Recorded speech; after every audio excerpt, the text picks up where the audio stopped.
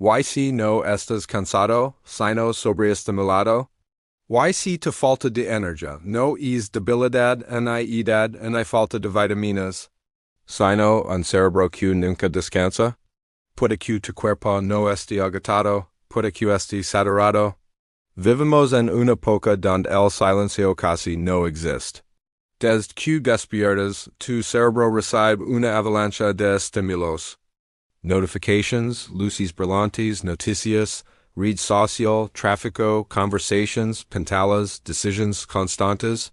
Tu sistema nervioso no fue diseñado para procesar tanta información durante tantas horas seguidas. Why aquí está el problema? El cuerpo humano interpreta la sobreestimulación como una amenaza. No importa que no estés en peligro real. Para tu cerebro, demasiados estímulos significan que debe mantenerse en alerta. Why cuando el sistema nervioso está en alerta constante, activa el mismo mecanismo que usaría si estuvieras yendo día un depredador. Aumenta el cortisol, acelera el corazón, tensa los músculos, agudiza la atención. Al principio, eso se siente como energía. Productividad, enfoque, pero cuando se mantiene durante semanas, meses o años se convierte en fatiga profunda. Tu sistema nervioso tiene dos modos principales, activación y recuperación. El problema no es que casi nunca entramos en el modo de recuperación.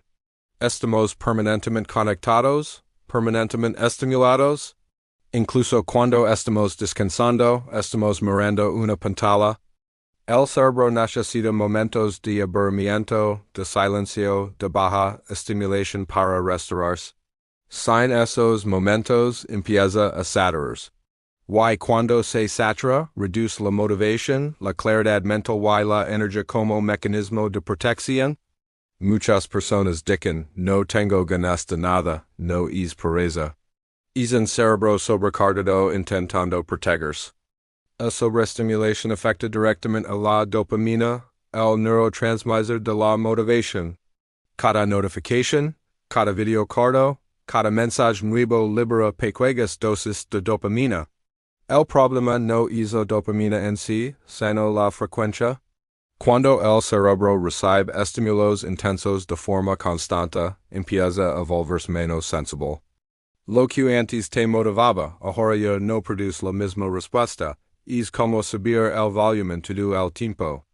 Llega un punto donde necesitas más y más estímulo para sentir algo. Y cuando no lo tienes te sientes vacío, sin energía, sin ganas. Además, esta estimulación constante mantiene activo el sistema nervioso simpático, el sistema de alerta. Cuando el sistema domina durante demasiado tiempo, el cuerpo empieza a ahorrar energía en otras áreas. Digestion más lenta, sueño más ligero, recuperación más pobre. Concentración fragmentada. Y aquí es donde muchas personas confunden los síntomas. Se harían QS en físicamente agotadas, pero en realidad su sistema nervioso está hiperactivado. Es una paradoja, demasiada activación termina generando agotamiento. Piensa en esto cuando fue la última vez que pasaste una hora sin mirar una pantalla, sin música de fondo, sin notifications. El cerebro necesita esos espacios vacíos para reiniciarse. Sin ellos empieza a funcionar en modo saturado. La sobreestimulación también afecta el sueño.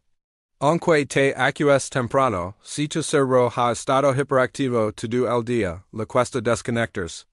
Las luces artificiales, especialmente la luz azul de las pantallas, envían señales de QNEs de día. La mente sigue procesando información. Y aunque dormas, el descanso no es profundo. Te despiertas con sensación de cansancio, pero no porque el cuerpo no tenga energía, sino porque el sistema nervioso nunca bajó la intensidad. Cuando hablamos de sobreestimulación, no estamos hablando solo de entornos ocupados. Estamos hablando de un cerebro que recibe más información de la que puede procesar de forma saludable. Y eso tiene consecuencias muy reales a nivel biológico. Cada vez que tu teléfono vibra, tu cerebro libera una pequeña cantidad de dopamina. Cada vez que cambias de aplicación, que ves un video corto, que recibes un mensaje nuevo, ocurre lo mismo. Son pequeñas recompensas rápidas. El problema es que el cerebro está diseñado para recompensas más lentas y naturales.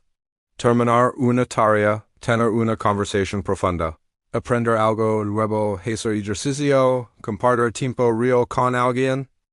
Cuando las recompensas son instantáneas y constantes, el sistema de dopamina empieza a desregularse. Se vuelve menos sensible. Necesitas más estímulo para sentir el mismo nivel de motivación. Lo que antes era interesante, ahora parece aburrido. Lo que antes te daba energía, ahora no es suficiente. Un síntoma común, la dificultad para concentrar, no es falta de inteligencia. Es un cerebro entrenado para cambiar de estímulo cada pocos segundos. La atención profunda requiere baja estimulación externa. Si tu cerebro se acostumbra a la intensidad constante, el silencio se siente incómodo. Además, la sobreestimulación mantiene activas tus hormonas del estrés. El cortisol elevado altera otros sistemas. Afecta la sensibilidad a la insulina, aumenta la inflamación y altera el equilibrio de hormonas como la melatonina, que regula el sueño. Esto crea una cadena silenciosa. Durante peor, recuperas menos, te sientes más cansado, buscas más estímulo. El ciclo continúa, impacto en el sistema nervioso autónomo. Dos ramas, simpático que activa, y parasimpático que calma y repara. En la vida moderna, el simpático domina. Versirizo reads en la cama mantiene cierto nivel de activación. El parasimpático necesita condiciones específicas, respiración lenta, ausencia de amenaza, ritmo pasado, menor estimulación sensorial. Si esas condiciones casi nunca aparecen, el cuerpo nunca entra completamente en modo de reparación. Y cuando el cuerpo no repara, la energía disminuye. Hay otro punto importante, la sobreestimulación fragmenta tu energía mental. Cada cambio de tarea, cada interrupción obliga al cerebro a gastar recursos. Aunque no lo notes conscientemente, eso consume energía. Es como tener muchas aplicaciones abiertas en un dispositivo antiguo. Con el tiempo, esta fragmentación constante crea una sensación de agotamiento mental que se siente física. Tus músculos pueden estar bien, tus análisis pueden ser normales, pero tu mente está saturada. Y cuando la mente está saturada, el cuerpo sigue ese signo. Incluso la alimentación puede verse afectada. Cuando el sistema nervioso está hiperactivo, la digestión se vuelve menos eficiente. El cuerpo prioriza la supervivencia inmediata sobre la absorción óptima de nutrientes. Esto puede hacer que, aunque comas bien, no aproveches lo que consumes. Muchos seres que necesitan más suplementos, más estimulantes o más fuerza de voluntad. Pero si el problema es la sobreestimulación, agregar más intensidad no soluciona nada. Es como intentar apagar un fuego con gasolina. Lo que realmente necesita el sistema nervioso es menos intensidad y más regulación. Desactivar la sobreestimulación no significa desconectar del mundo y dejar tu trabajo. Significa incinerar a tu sistema nervioso que no está en peligro constante. Y eso empieza con pequeños cambios repetidos todos los días. El primer paso es crear espacios reales de baja estimulación. No se trata de hacer nada productivo. Se trata de permitir que el cerebro no reciba información nueva durante algunos minutos, caminar sin auriculares, comer sin mirar el teléfono, sentarte en silencio aunque al principio se sienta incómodo. ¿Es pequeño aburrimiento es medicina para un cerebro saturado? El segundo paso es regular el uso de estímulos intensos. No necesitas eliminar las redes sociales, pero sí evitar el consumo constante. Cuando agrupas el tiempo de uso en momentos específicos en lugar de revisarlo cada pocos minutos, reduces la fragmentación. Y permites que la dopamina vuelva a equilibrarse. Tambien es clave la luz. Exponencia luz natural por la mañana ayuda irregular to ritmo biológico y mejora la producción natural de energía. Por la noche, reducir luces brillantes y pantallas al menos una hora antes de dormir le dice a tu cerebro que es momento de bajar la intensidad. Esto mejora la calidad del sueño y permite una recuperación más profunda. Respiración es otra herramienta poderosa y gratuita.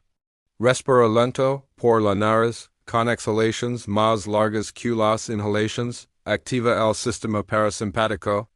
Es una señal directa de calma para el cerebro. 5 minutos al día pueden empezar a cambiar el estado interno del cuerpo.